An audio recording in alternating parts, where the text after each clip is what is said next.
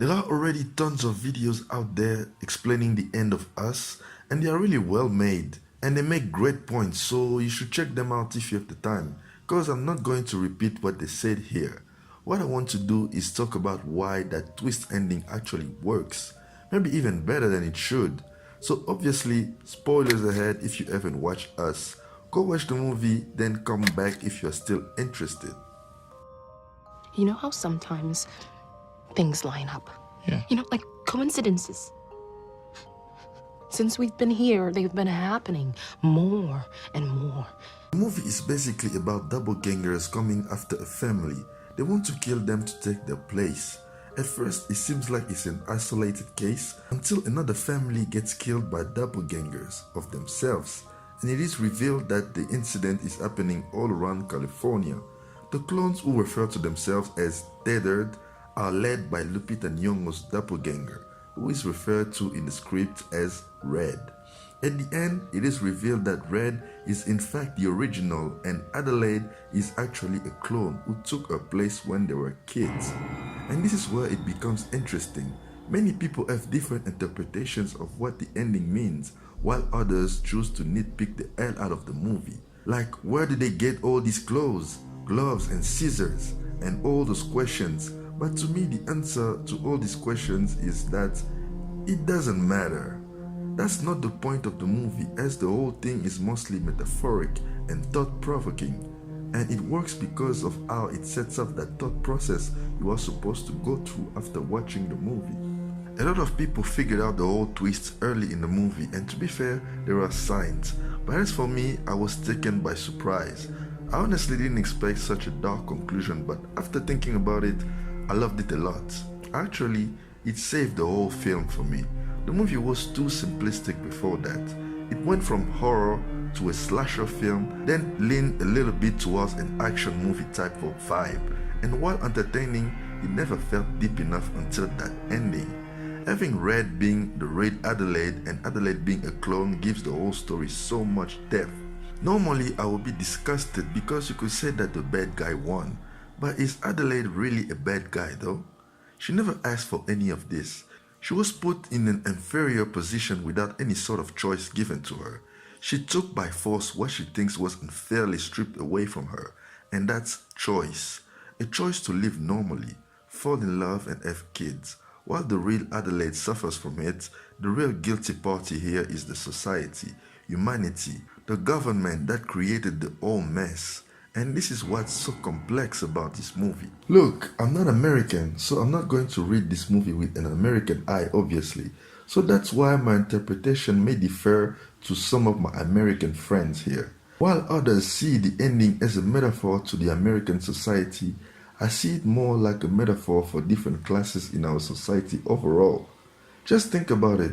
Adelaide's clone took the real one's place, and by doing so, was able to live the best life she would have never had if she stayed underground. This signified to me that privilege is unfair. Who gets to decide who should be privileged or not? In this case, it's humanity. They created the tethered, then abandoned them, just like society today creates problems they never bother to solve, and innocent people suffer from it. Think further. Think Africa. Think of the apartheid and all the people and nation in the lower society who are in that situation unwillingly and as a consequence of the higher classes' actions. Today you have Africans drowning in the ocean trying to go to Europe for a better life. They were born in a life of misery, in a poor society, while other black people like them are born and raised in a healthier society. How is that fair? There's a point in the movie when Red talks about how humans tried to clone the body but couldn't separate the souls. So everything the originals do, the clones do as well. Yet, when the clone takes Adelaide's place, the clone is the one making the choice that the original has to follow, because in that case, the original basically becomes the clone. As an African, I looked at it as how less developed countries look up to the more developed ones. Like how we take the trends from Americans, for example, watch their movies and follow their lives while they barely know how many countries Africa has. We are bound together as human beings, but they are in a higher class, and that makes them the originals, and the lower class are the clones. Just think about how barbaric the clones were in the movie. They couldn't talk properly and only ate raw rabbits like barbaric society in ancient Africa. And the fact that these clones, the tethered, are doppelgangers, other versions of human beings, just signify how as the human race, our worst enemy is ourselves, and that by oppressing each other years after years, we will possibly end up destroying each other. By trying to control the lower class, we could end up infuriate them and cause the rebellion that could end both societies, something that will only lead to death and chaos. I wanted to provide enough answers to satisfy and fascinate, but also give people's imagination runway to, sort of take them into their nightmares. There's a double meaning to everything. So why does the ending work? The ending works because there's no definitive interpretation of the meaning for this film. Just like many Stanley Kubrick films, Us is very complex and so layered that you could find meaning in every frame and piece of analysis. An interpretation that could mean something to you and your environment.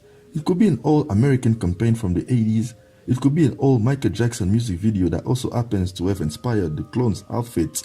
It could be about a Bible verse where God unleashes a disaster on humankind and refuses to help them out of it. Honestly, it could be anything. Something that I haven't seen since Stanley Kubrick's The Shining.